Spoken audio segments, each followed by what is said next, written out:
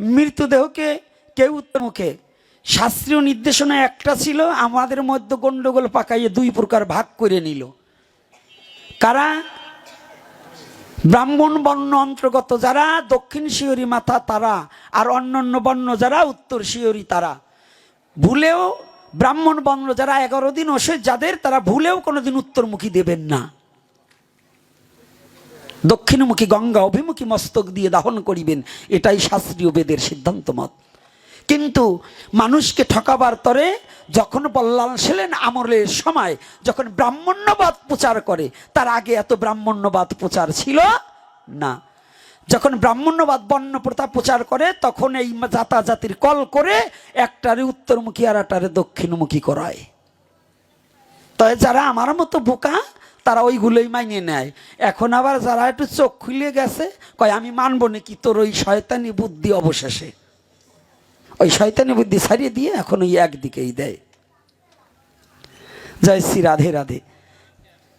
এইবার তৃতীয় প্রশ্ন, করছে দান করতে হবে সমাধান। শ্রাদ্ধ অনুষ্ঠানে আমাদের কি নিরামিষ খাওয়ানো উচিত? কেন তা বর্ণনা করে বলুন। শ্রাদ্ধের অনুষ্ঠান কতদিনে করা উচিত? এই জায়গাও কি 3-4 বর্ণ আছে নাকি? 1 মাস 2 মাস 3 মাস আছে নাকি? হ্যাঁ,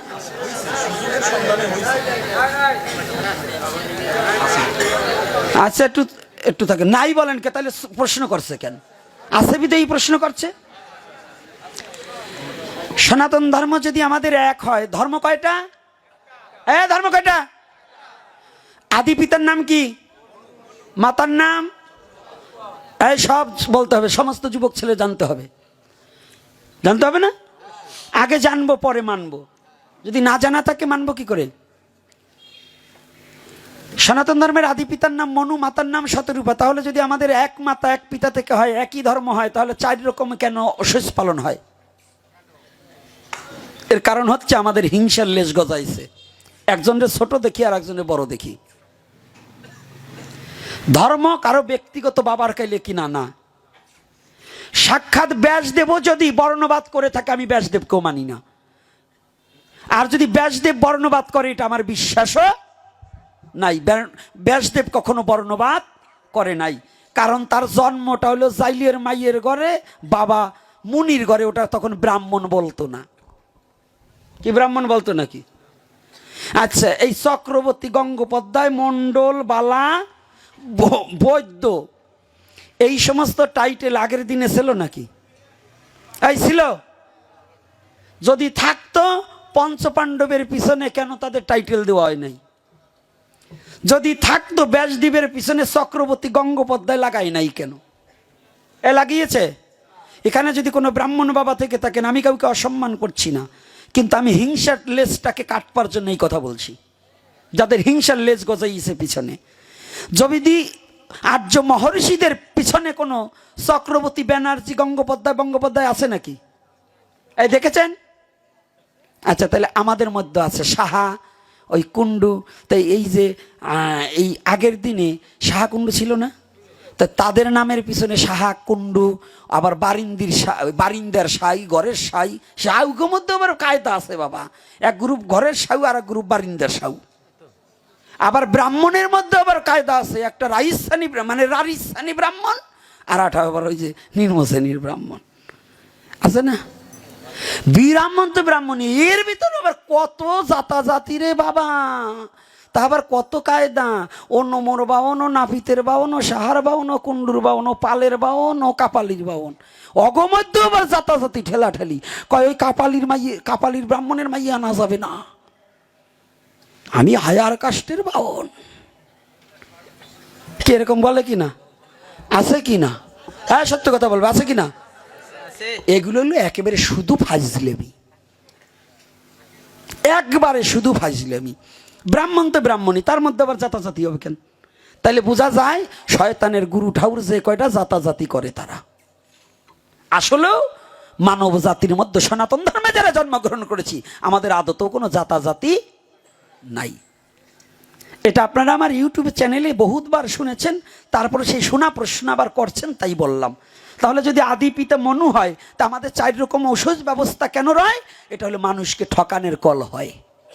এক মাস যাদের ঔষধ ছিল, এক মাস কর্ম না করিল, তৎকালীন জমিদারদের কাছে ব্রাহ্মণ আর জমিদারদা দুই পার্টি একত্রিত হইয়া মানুষের জমি কেড়ে নেওয়ার জন্য একটা কলকৌশল করায়। কি বললেন? এক মাস যারা ঔষধ পালবে তারা কোনো কাজ করবে না, ভবের পরে নিরামিষ খাবারও পারে আর ফল খেয়ে জীবন কাটায়। অমনি এক মাস যে কাজ না করে টাকা থাকে পকেট ভরে। তো টাকার জন্য কি করা হয়? যার 2 বিঘা জমি ছিল জমিদারের কাছে গেল, ওই জমি বন্ধক দিল, কয়টা টাকা আনলো, কয়দিন পরে কয় ওই জমি আমার, তুই জমিতে যাস না। কথাটা বুঝছেন? চক্রান্তটা বুঝেন তো? হ্যাঁ বুঝেন নাকি বোঝেন না? হ্যাঁ যুবক ছেলেরা কি কয় না বুঝিনি। দাপটের সহিত বুঝবা, এ কথা একটু খুঁজবা, ব্রেনেও একটু ঢুকোবা। খালি দলিল থাকলে হয় না, জাল দলিলও আছে। ব্যাসদেব বলছে ব্রাহ্মণের ছেলে ব্রাহ্মণ হবে, তো ওনার জন্মটা কিভাবে? এটি ব্যাসদেবের হুঁশ নাই। ওই যেগুলোই বলে ওরকম ফ্যান খাওয়া মানুষ নাকি ব্যাসদেব ছিল। ব্যাসদেব হচ্ছে আমার একজন সনাতন ধর্মের ধর্মযাজক, যার মধ্য দিয়ে বিশ্ব জগতের সনাতন ধর্ম সঠিক তত্ত্বটা প্রকাশ পেয়েছে। কিন্তু এই গ্রন্থকে যখন ওই রাজাকারদের হাতে গেল, ওই রাজাকার কোন রাজাকার? এই 71-এর রাজাকার না, সনাতন ধর্মের রাজাকার, যারা মানুষকে ঠকিয়ে খেত, যারা জমিদার আর ওই বর্ণবাদী সৃষ্টি করলো, যারা এই সনাতন ধর্মের রাজাকার, তারা এই বর্ণবাদ সৃষ্টি করে যখন মানুষের ভিতরে ভেদাভেদ তৈরি করে, এই রাজাকাররা এই ফর্মুলা তৈরি করেছে। ব্যাসদেবের নাম ভাঙিয়ে ওই গ্রন্থের ভিতরে ওদের সুবিধা মতো কিছু ঢুকোই দিয়ে এখন কয় এই দেখো পুরাণে লেখছে, এই দেখো অমক গ্রন্থে লেখছে, বেদে লেখছে। ব্যাসদেব যখন বেদই করছিল তখন কি কাগজ ছিল নাকি? এই বেদ কি কোনো গ্রন্থ নাকি? বেদ তো একটা জ্ঞান, কি বলা হয়? বেদক জ্ঞান। বেদ কি ব্যাসদেব লেখছে না? ব্যাসদেব এক বেদকে চতুর্খণ্ডে বিভক্ত করেছে, তাই তো? পণ্ডিত মশাই কোনটা? ব্যাসদেব লেখছে বেদ? কি বোঝে ব্রেনে যে কি আছে তা বুঝি না। মানুষকে ঠকানোর বুদ্ধি ছাড়া ওদের ব্রেনে আর কিছু ঢোকে না। তো যারা এটা করলো, এই তাদের মধ্যে ওই যে ঠেলাঠেলি চাতুর্বর্ণ মায়া সৃষ্টাঙ্গন কর্ম বিভাগ, এটা ভগবান বলল, আর ওরা সেটার উল্টোই দিল। ওরা সেটার উল্টোই দিল। যদি কোনো শিষ্যর গুরু দেহ রাখেন, তবে শিষ্যর করণীয় কি? এটা ভালো কথা। আপনি শিষ্য হয়েছেন কিনা, সে গুরু হয়েছে কিনা, এটাও একটু দেখবার বিষয়। যদি গুরু আর শিষ্যর স্বভাব একই থাকে, তাইলেও আর কিছু করা লাগে না। কারণ শিষ্য যদি পাড়া খায়, গুরু যদি পাড়া খায়, পাড়া খাওয়া গুরুর জন্য কিছু করা লাগে না। দুইজনই তো সমান, ওর আর কি করা লাগবে? আর যদি ভাবেন যে না, আমি যাই হই না হই আমার গুরুদেব একটু শুদ্ধ সাত্ত্বিক আছে, তাহলে গুরুর জন্য এই বৈদিক কোনো কাজ নয়। গুরু হচ্ছে পারমার্থিক জগতের। তার জন্য অন্তত ভগবানের চরণে শিষ্যকে দেখতে বলবে, প্রভু আমি তোমাকে চিনিছি আমার গুরুর মধ্য দিয়ে, গুরু ভিন্ন বিশ্ব জগতে তোমাকে চিনা যায় না বিশ্ব চরাচরে। তবে তোমার কাছে আমার এই প্রার্থনা জানাই, দুটো তুলসী করি দান, তুমি আমার গুরুকে সমস্ত অপরাধ মুক্ত করে তোমার চরণে দিও একটি স্থান।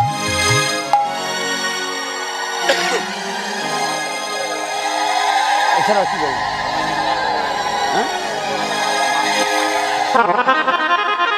আর একটা কথা আছে, গুরুদেব মারা গেলে এর মধ্যে একটু আছে, অন্তত যারা একেবারে না পারবে তারা রাত্রি নিরামিষ খেতে হবে। কতদিন? একবারে না পারলেও গুরুদেব দেহ রাখলে, সে যেই হোক, এটা বললাম লাস্টের কথা, যেই হোক, আপনি তো তাকে গুরু রূপে বরণ করেছিলেন, তাই তো বাবা? তাহলে সে যেই হোক, ওটা তো আগেরটা বললাম একটু শাসন করার জন্য, আর পরেরটা বলছি সাম্যতা রক্ষা করার জন্য।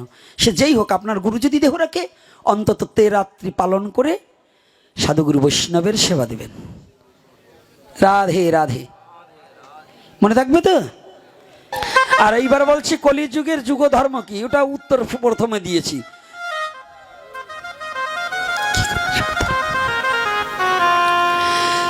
ভগবান কি কোনো যুগ ধর্মে সীমাবদ্ধ? হ্যাঁ, চারি যুগে ভগবান, একই ঈশ্বর চারি যুগে চারি রূপে এসেছে। ওই লীলাটা তার যুগ ধর্ম প্রবর্তনম, যুগের মধ্যে সীমাবদ্ধ।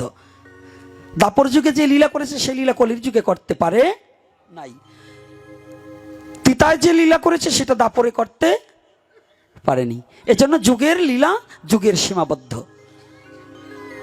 সনাতন ধর্ম একই ঐক্যমতে আসতে হলে আমাদের কি করণীয়? এটা তো বলছি বাবা, আগে হিংসাকে আর বর্ণবাদ দূরীভূত করতে হবে, তাই না? হিংসা যতদিন পর্যন্ত আছে তাহলে ততদিন পর্যন্ত একমত হতে পারবো না। হিন্দু সম্প্রদায় কখনোই জড়জগতে আসে এবং কিভাবে? হিন্দু সম্প্রদায় জড়জগতে তারও সমাধান হয়ে গেছে, হয়েছে না? হিন্দু সম্প্রদায়, তাহলে হিন্দুর কথাটা হয়ে গেছে। আর সনাতন যদি বলেন, যখন পৃথিবীতে কোনো সাল ছিল না, যেন বঙ্গাব্দ ছিল না, খ্রিস্টাব্দ ছিল না, হিজরি ছিল না, কোনো গণনা ছিল না, তখন থেকে সনাতন ধর্ম প্রবাহমান। এজন্য সনাতন ধর্মের কোনো সাল নক্ষত্র দেওয়া নেই, আদি অন্ত সনাতন। কিন্তু হিন্দু কথাটা যে আমি আগেই সেরে দিয়েছি। এইবার যখন সমাজে দুর্নীতি বেড়ে যায় তখন কি ধর্ম আচার ব্যবহারতা বেড়ে যায়? না, ধর্মের আচার বাড়ে না, ধর্মটাকে আশ্রয় করিয়া শয়তানগুলো বাঁচতে চায়, বাড়ে না। কিন্তু ধর্মকে আশ্রয় করিয়া শয়তানগুলো বাঁচতে চায়। এইবার এখানে করছে প্রশ্নদান। বংশ পরম্পরা ব্রাহ্মণ ক্ষত্রিয় বৈশ্য শূদ্রাদি বর্ণসমূহ প্রচলিত রয়েছে, তাহা সম্পূর্ণ প্রকৃতির নিয়ম বিরোধী ও অবাস্তব। তাই এই অবাস্তব অসত্য প্রচলিত নিয়মকে সনাতন সমাজ থেকে কিভাবে বিলুপ্ত করা যাবে? না, বর্ণ ঠিক আছে, 4টে বর্ণ ঠিক আছে, আমাদের বোঝাই ভুল আছে। যদি বলেন এটা কুসংস্কার, আমি মানব না। চকিদারকে চকিদারি বলতে হবে, দারোগাকে দারোগাকে বলতে হবে, শিক্ষককে শিক্ষক বলবে। শিক্ষককে কোনোদিন ডাক্তার বলা যায় না, ডাক্তারকে কোনোদিন প্রফেসর বলা যায় না, প্রিন্সিপাল হয় না, হয় ডাক্তারবাবু ডাক্তারবাবু। তবে তার মেডিকেলের প্রফেসর হতে পারে, কিন্তু জেনারেলে নয়। তাহলে এখন এই 4টে বর্ণ ভগবান সৃষ্টি করেছে মানব জাতির জন্য। বলছে কি, যে যেমন কর্ম করবা তার কর্ম অনুপাতে তার গুণ নামক সেই জায়গায় গিয়ে পৌঁছাবা। এটাকে অস্বীকার করার মতো যোগ্যতা আপনার আমার কারণেই। আপনি যদি ভালো ঘরের ছেলে হয়ে চুরি করেন তাহলে আপনি চোর। আপনার বাবা যত সাধু হোক কোনোদিন আপনি সাধু হতে পারবেন না, আপনি চোর। আর যদি চুরি না করেন, আপনার বাবা চুরি করেছিল, আপনি সাধু হয়েছেন, কিন্তু আপনি সাধুই সাধুই থাকবেন।